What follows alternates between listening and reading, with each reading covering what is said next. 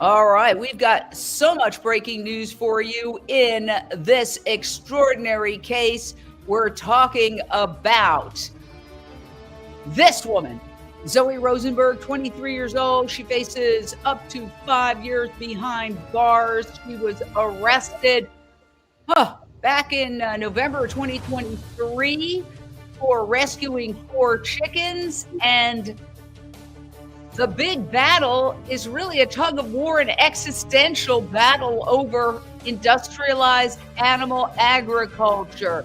The defense trying to make the case that these are not mere products, that these are sentient beings, living beings who deserve to live. Just to go back and recap, this is the action in question for which the woman you're looking at there, 23-year-old Zoe Rosenberg, was charged back in June of 2023. She rescued 4 chickens. You are watching that rescue in progress right now. She pulls those chickens out of that crate. She examines, she finds 4 that she deems to be sick and suffering, and she takes them out. And the first witness for the defense, and the defense case started just yesterday. Okay, this is 5 weeks in, day 17 of the chicken rescue trial. And we're finally getting to the defense case, and it's turning into a battle over that witness. Her name is Carla Cabral. She took care of these chickens after they were rescued. The rescue you're seeing right now, they were taken to Carla Cabral, who is a vet tech. But the prosecution in cross-examination is trying to establish that she's really more of an activist, to which we say, why not both? Why can't you be a vet tech and an activist? Why can't you care for animals and know how to take care of them? Let's go straight out to Matthew Zerbel, who is live outside the courthouse.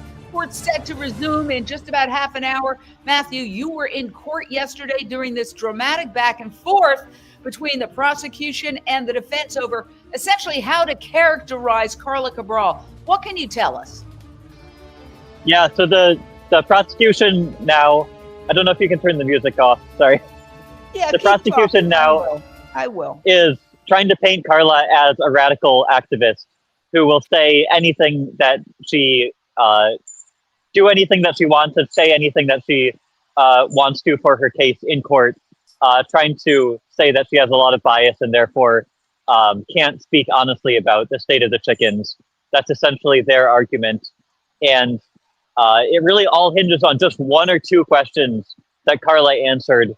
One of them was that these chickens were doing worse than other chickens that she's found at similar factory farms or from slaughterhouses. That was one of the things that she was able to testify to. And now they're trying to say that that comparison is speaking to a sort of a broader animal rights narrative. And they're trying to bring in every social media page. They had a whole stack of like 10 social media posts, a number of actions that she's done, twice that she has glued her hands to the counters, once of an ag committee that was discussing a potential animal rights bill after they were refusing to really seriously hear it, and once to Trader Joe's to ask them to drop Purdue. They want those in. They want the rescue that she did of goats at Meienberg Supplier, which supplies the Whole Foods, in. They want to be able to talk about all of that. They want to talk about old social media posts from a long time ago, telling people that they were either part of the problem or part of the solution by being vegan.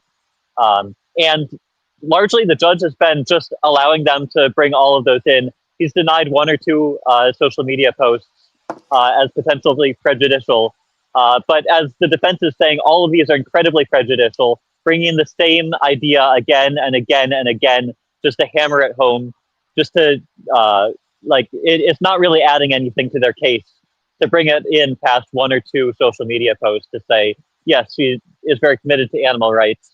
And it might even go to a constitutional issue if they're bringing in religious protected, deeply held beliefs to try and be claiming that she has prejudice on that ground. But unfortunately, the judge has not been very receptive to that idea. He's been allowing them to bring in a number of things. She will need to testify to whether or not she was part of the Meinberg rescue, and both times that she has glued her hands to tables in protest.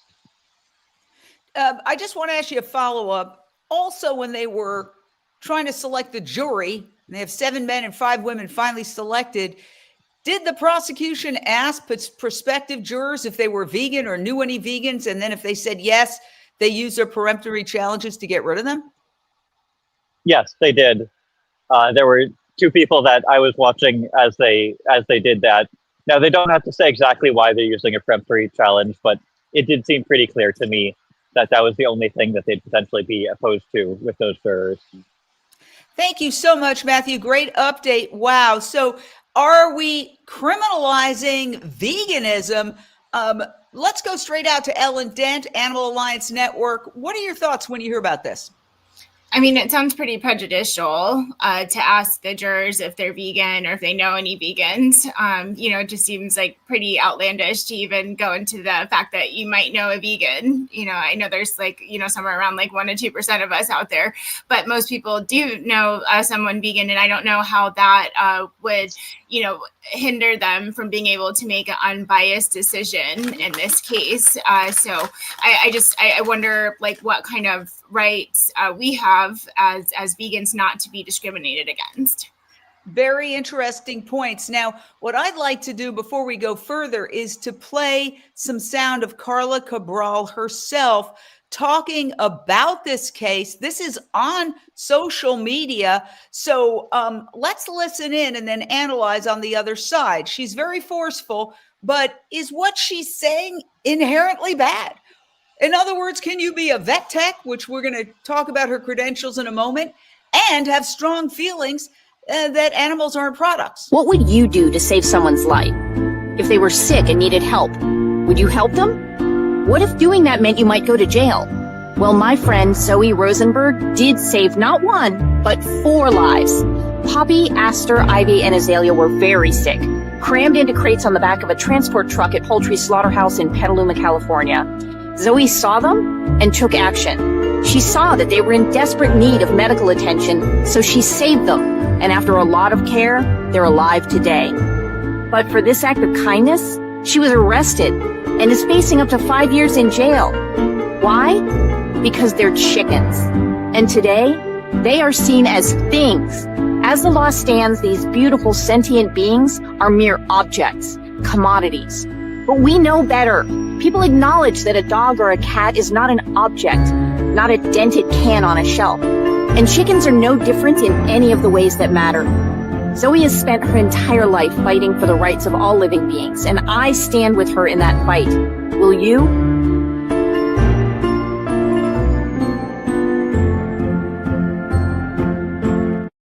So Renee King-Sonnen, former cattle rancher turned vegan sanctuary owner out of Texas. What do you make of it?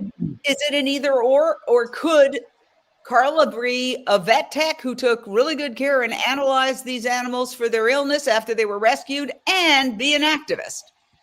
Well, obviously she can be a outstanding vet tech and a compassionate, 100% committed animal rights activist. And what we're really seeing here is the criminalization of the vegan population, of people who are choosing compassion over cruelty. Zoe rescued, let's be clear, 4 chickens. Carla examined them as a vet tech. And now both of them are being painted as radicals, or extreme, or into this extreme purview. If somebody pulled a dog out of a burning house, they'd be honored, celebrated. They certainly wouldn't be persecuted or prosecuted. The only difference here is the species. And so by putting vegan activists on trial, it's sending a real chilling message, in my opinion. Don't challenge the system. Don't rescue the victims, and don't speak up for animals.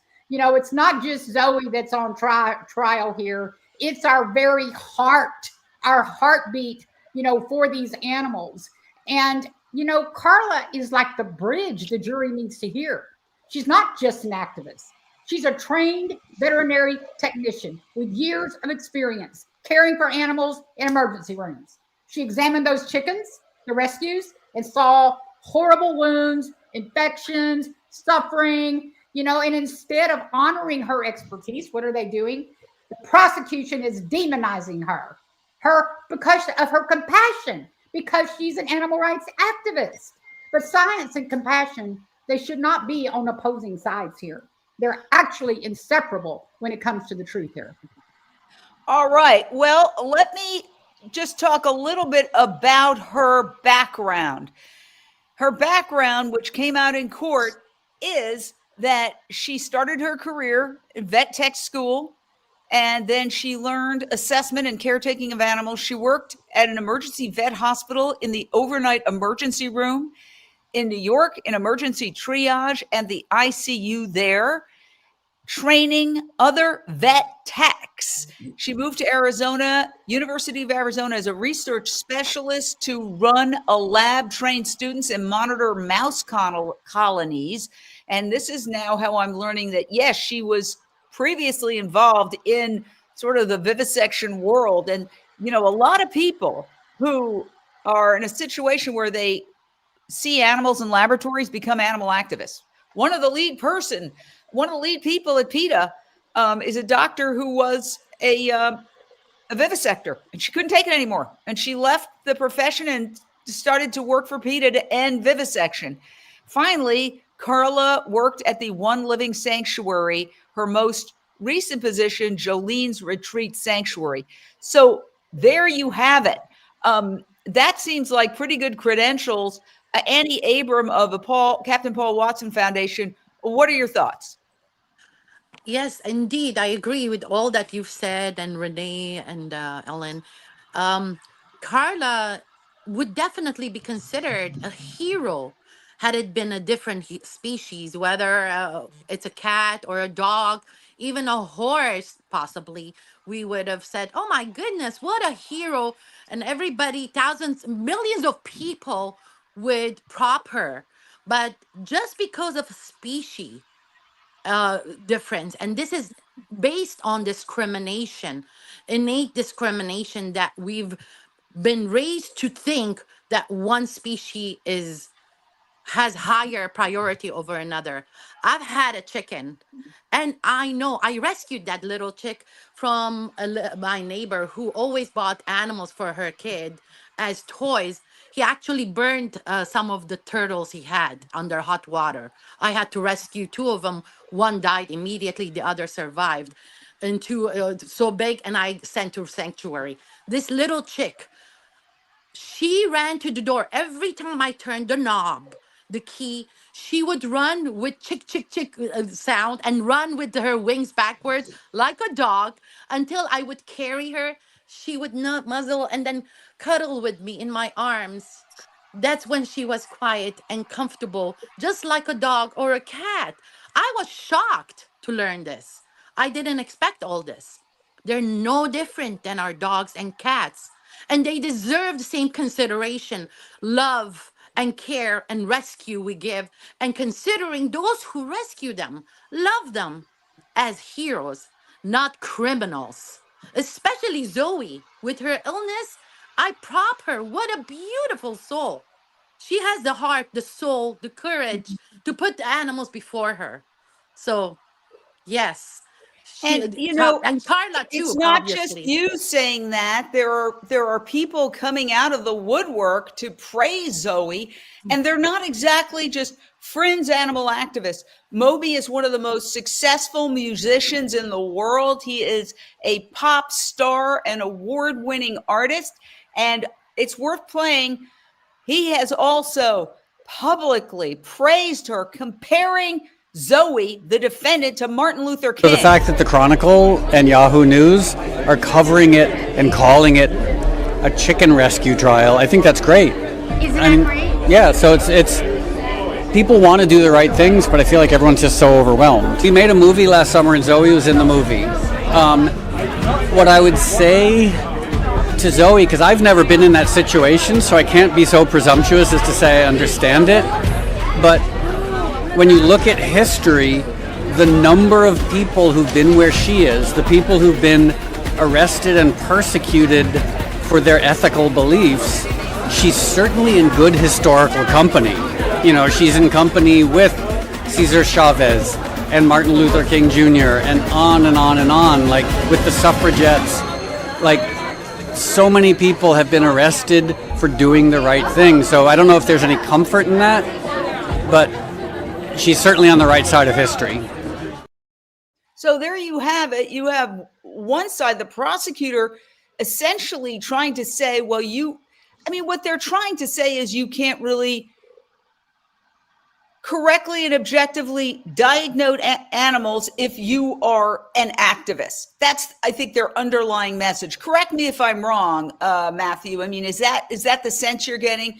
Because we're going to get into what she saw on these chickens and what she testified, the illnesses. But do you get a sense in court of the tug of war, oh, you can't trust what she's got to say because she's an animal activist, because she got arrested, because she's protested? It's actually a little weird that the prosecution has barely felt the need to defend why these are relevant.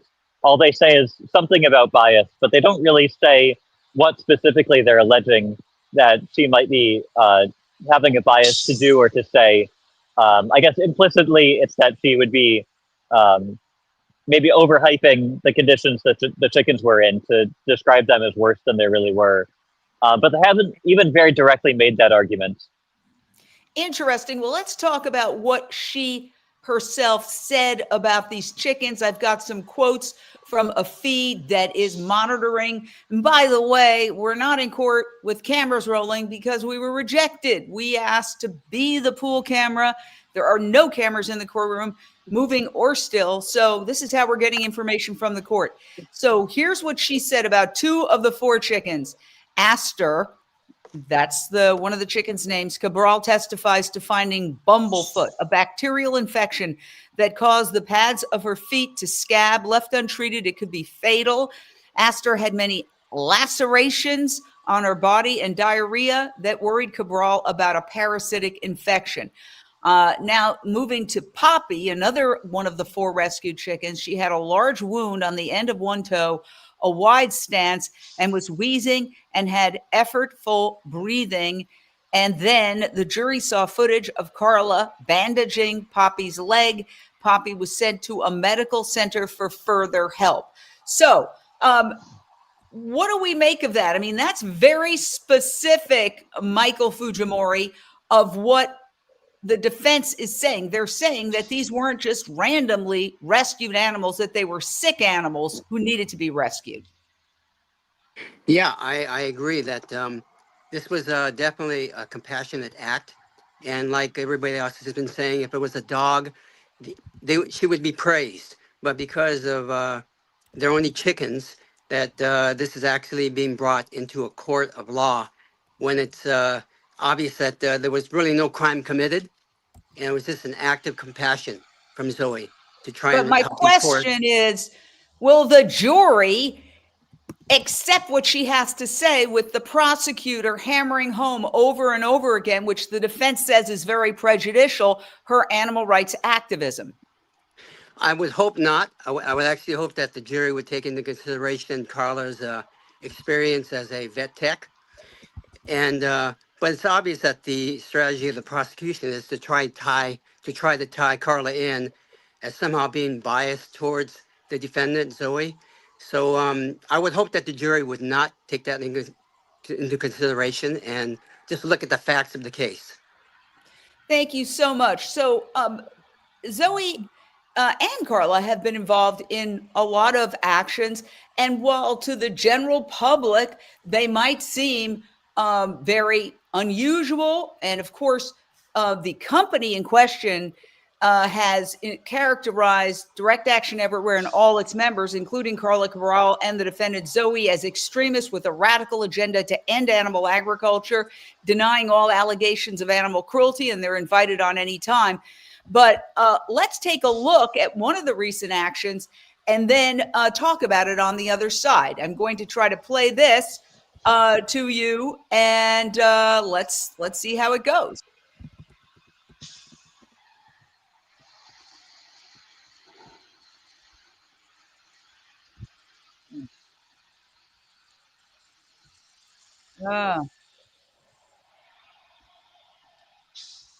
dead pile of discarded mother and baby goats, and other conditions they charge violate California's statutes against animal cruelty. Instead, sheriff's deputies handcuffed the 5 activists, including Carla Cabral, who was leading chants at the Animal Liberation March in Petaluma only 3 days earlier. Because fashion is no excuse. Entertainment is no excuse. Tradition is no excuse. Heritage is no excuse. There will never be an excuse. It does take all of us. We're dealing with a lot of different systems of oppression against a lot of different individuals, vulnerable people, as well as vulnerable animals. In an unusual twist, the activists who were handcuffed did not end up sitting in jail behind bars. Most were dropped off at the local train station. And we must speak up. We cannot stay silent, no matter what this system tries to do to us. I know for me personally, if they had taken us to jail, no matter how long I sat there, in my mind, I know it doesn't matter. They are going to live. While they were all released without any charges being filed against them, authorities did say it was pending further investigation. So it's unclear what could happen down the road. Murray Holden is the attorney with Direct Action Everywhere, who argues these open rescues of animals are legal because they maintain the animals being removed are sick and suffering. You're an attorney. What is your explanation for why you feel that is legal? I feel that that's legal for several reasons. First of all, under California law and under the law of many states in our country, activists can take action to rescue someone who is in the risk of having significant bodily harm committed to them or death committed to them, or being subject to, quote, a significant evil. During the several days of this animal liberation convergence, there was another open rescue of factory farmed animals. Direct Action Everywhere says 2 chickens were also rescued. Okay, we're going to stop that now, though, and get back to what we're talking about, because you got a sense of Carla Cabral there as a fierce activist. Does that in any way invalidate her? And as you are going into court, you've got to go in there right now. I want to get a final thought from Matthew. What was the reaction of the fellow activists who have packed the courtroom to support Zoe Rosenberg regarding how the defense case is being challenged by the prosecutor? Yeah, I think everyone here is very worried that the jury will be biased by some of the things that are coming in. But in the end, I think we're all very optimistic about how the defense will be able to say, look, you have all these beliefs, but like none of the social media posts here are relevant. You're a vet tech, you have experience, you understand chickens, you've worked with many chickens over the years. And so you were able to diagnose these chickens. That's all you're really being asked to do here in court. Your other positions weren't relevant to how you're able to see and empathize with all the medical issues that the chickens were having.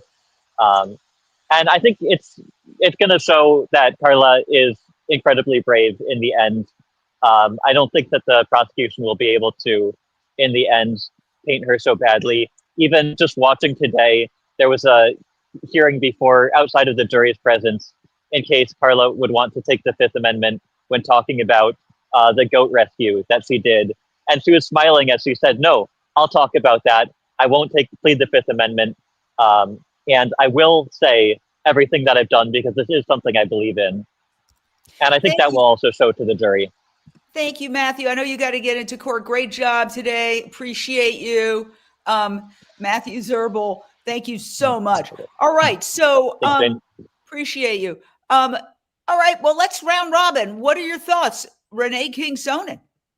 Well, I go back to that quote you always use from Mahatma Gandhi. First they ignore you, then they laugh at you, then they fight you, and then you win. I love that quote because this trial feels like that. They're ignoring, they're laughing, they're trying to fight. But for years, animal rights activists have been ignored. We were mocked as extreme or fringe. And now in this courtroom, the system is fighting us tooth and nail. It's going to happen. We are on the right side of history, and this is unprecedented. And if history is any guide, that's exactly the stage right before real change breaks through, Jane. Absolutely. I mean, and you're a living testament to that. You were the other side. So, Exactly. When people say, well, nobody's going to change, getting to the trial that Wayne Shung was acquitted in several years ago, because he was convicted, but he was also acquitted when it came to this trial where he and some associates took some piglets out of a factory farm, and this is in another state. And some of the jurors said that at the end of the case, they really felt very, very connected to his position, and I will say that Wayne Shung, being an attorney, is a very compelling speaker. And when he spoke, he really, has a way of moving people. And here's the person I'm talking about, Wayne Shung, who's been arrested many times. He's a constitutional law professor, and he often defends himself in court. And sometimes he's acquitted, sometimes he's convicted. But in the time that he was acquitted in that pig rescue case, essentially, some of the jurors afterwards said that they really were moved by his activism and actually felt more aligned with that side. So miracles can happen. A cattle rancher can become a vegan sanctuary owner, Ellen Dent. And some of these jurors may not be as, let's put it this way, easy to navigate, easy to direct as the prosecution thinks they are. Yeah, I really hope that the jurors, see themselves in Zoe's position and, think about what they would do as well. Because I think it's the natural instinct of people to want to help another being that is suffering, no matter who they are. And so even if they are a chicken or a dog, when you're in that situation and you see another animal that is in distress, our natural instinct is to help them in any way that we can. And that's exactly what Zoe did. And I also quoted Martin Luther King in another live, saying that we have the moral responsibility to break unjust laws. It is unjust to have these animals in this situation and suffering on these trucks, and they do deserve to be rescued. Just like Mariah said, there is a necessity to save them. Even if they take away that necessity defense, there's still that necessity that they needed to be saved. You can see the description that Carla provided. If that's not an expert, I don't know what is. Just going through the different injuries that Ivy, Poppy, Aster, and Azalea had from just coming off of that truck and being on their way to being processed. How should the public feel about that? That they're going to be slaughtered and fed to them when they were obviously in just really poor condition. Well, the other thing that I'd like to say is that this does show the general public how these animals are transported. And this is nothing unusual. This is how these animals are transported, 4,000 approximately, according to the defense, in a truck. Now, pull this out and take a look as she's pulling this out. Do you think any of them are comfortable? No. Does anybody, Annie, do you want to have thoughts on this, having had experience with chickens? Oh my goodness, my chicken would have gone crazy there. These poor animals are stuffed in there. Looking at them, I'm having claustrophobia attack. Just looking at the conditions, the little tight area crushed together. This is inhumane in every way. When someone goes out courageously and unselfishly to go and rescue, they're in a desperate state because they're not being heard. When one is protesting, they're not being heard. That's like last resort. She went there because these animals are sick, and she was searching for the worst of the conditions. They're in all bad condition. Looking at them, you could see they're crushed together. But she was checking to see even the worst of conditions to try and rescue and save and heal the wounds, to try and save their lives. This is an act of compassion. Rescue is compassion. Let's not get that wrong. No matter which species we are rescuing, it's an act of compassion. And I surely need to and hope and need the jury to remember, act of rescue, act of speaking out for the animals is an act of compassion. It's a heroic act, not criminal. She's a hero. Zoe's a hero. Carla's a hero. Anyone who speaks for the most vulnerable, they really are heroes, because those poor animals cannot speak up the way we do. Even when we speak the same language, we're not always heard. So we have to protest or go in person and rescue. This is act of desperacy to rescue. So please, jury, have a heart. And think about what kind of breakthrough this would be. Just as Wayne, in one case, managed to convince the jury that what he did was not a crime, taking this piglet out of a massive factory farm.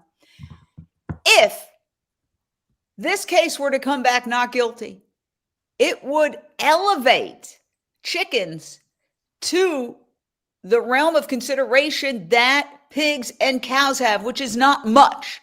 But we know that chickens are at the very bottom, and that's why people consume so many of them. 75 billion, over 75 billion in 2022 alone. And I don't know about you, but a lot of people say to me, a neighbor just said this to me the other day, oh, well, I don't eat meat, but I still eat chicken. As if chickens aren't a living being.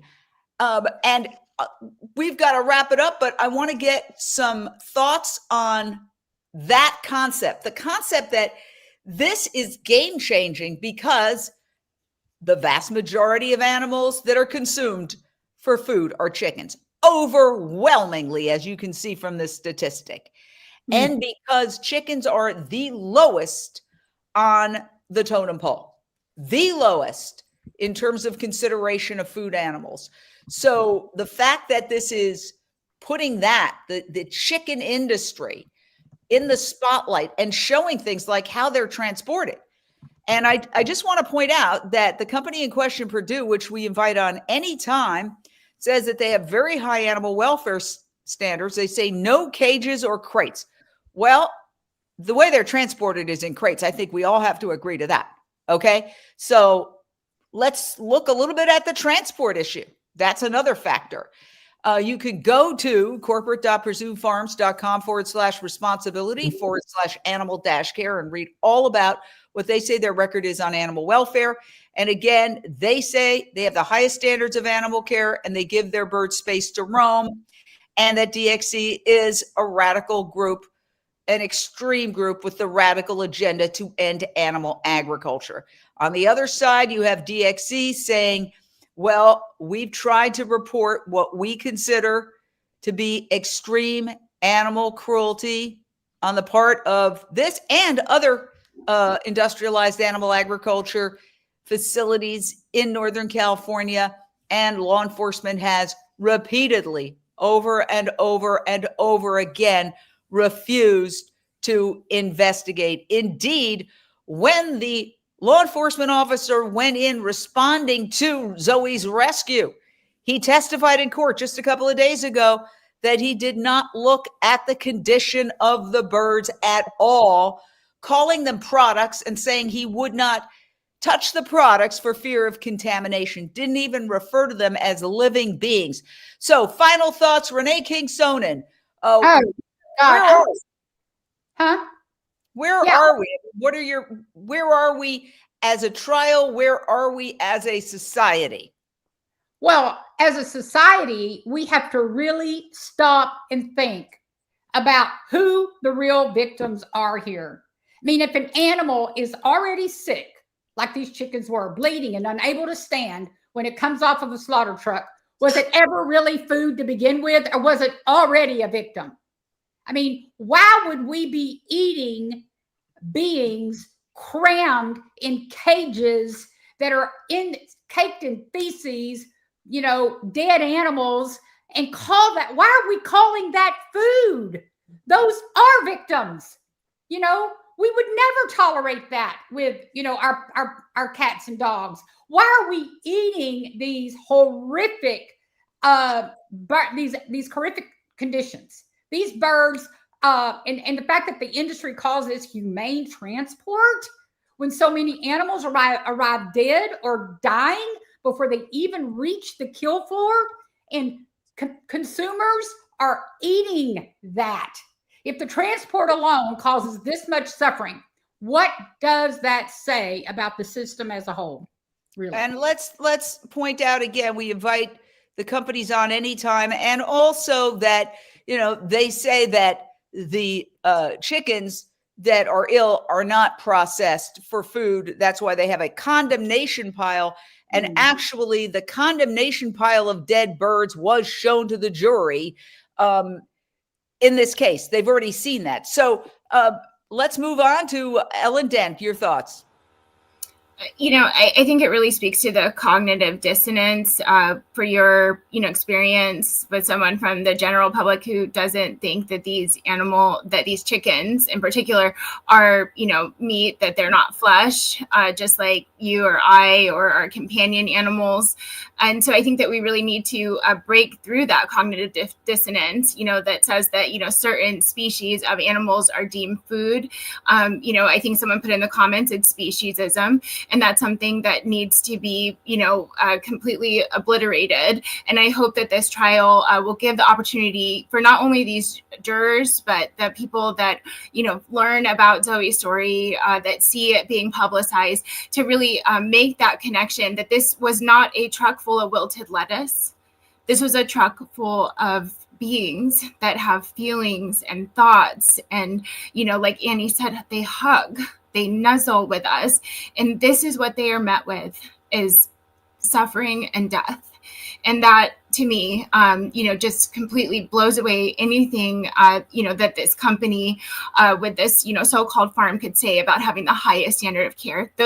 Those chickens on that truck obviously were not receiving the highest standard of care or transport, or have rights to not be transported for hours on end without water, like even other, you know, animals that have been commodified, like cows and pigs.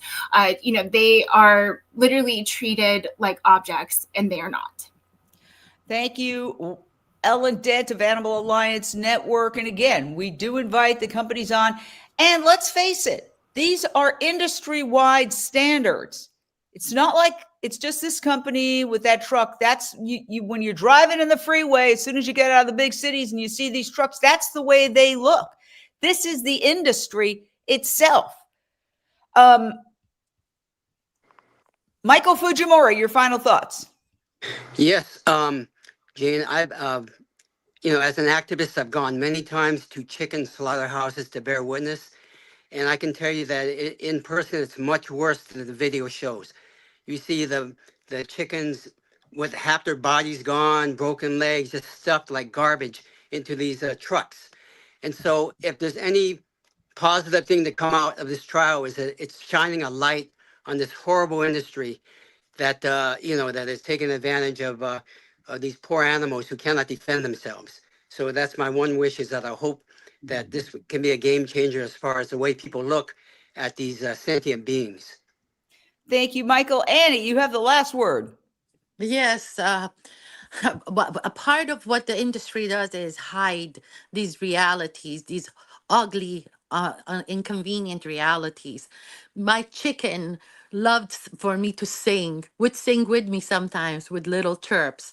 These beings feel just like our dogs and cats. They have feelings just like our infants. They're no different. They feel, they hurt, they suffer, and sure as hell they don't want to be murdered. One of the things that the industry, gets away with it is out of sight to make it out of mind and calling them different names. However, we need to start seeing the basis of all wrongs is discrimination. It took us so many protests throughout the years to change things from even child labor, child abuse was protested over and over and condemned. Even 400 years for Black rights to happen, still we struggle. We have to understand anytime we bring justice, it's not going to go easily. Just because Zoe is being condemned or Carla is being condemned does not mean, or going to court does not mean they are criminals. They are heroes.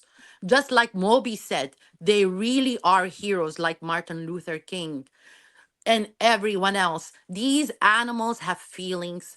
Please consider adopt a chicken, give them a chance. You'll see they run after you, they sing, they cuddle, they nuzzle, they love, they want to be with you. They are afraid when you close the door, they cry, just like our kids, just like our dogs and cats. There's no difference. I hope the jury, please, rescuers are heroes. Don't forget that. Think this is a dog. Think this is a cat. Think another animal, another being, and you will see the truth. Don't listen to the lies the industry says, because they're based on greed and money. As fast as they could process them, as the more money they're going to make. And Okay. they will promote that. Thank you, Annie. Very passionate. Again, we invite the companies in question on any time. We would love to dialogue with you. They have denied all cruelty allegations, and they have a standing invitation to appear here on Unchained TV. We will be back Thursday. Court is dark every day Wednesday. We will be back Thursday at 1 o'clock Pacific. We urge everybody, share this video out and tell everybody about this trial. Unchained TV is a 501c3 nonprofit news network for the compassionate, sustainable, plant-based lifestyle. You can download this and 2,000 other videos for free. You can download the app on your phone. You can also go to unchained.tv online. And we urge everybody, become part of this community so we can continue to have these important discussions. One thing I could tell you for sure, having worked in mainstream media for many years, 37 years, this conversation could not happen on mainstream media. That's why we have Unchained TV. See you Thursday at 1 p.m. Pacific. Share it out. Thank you.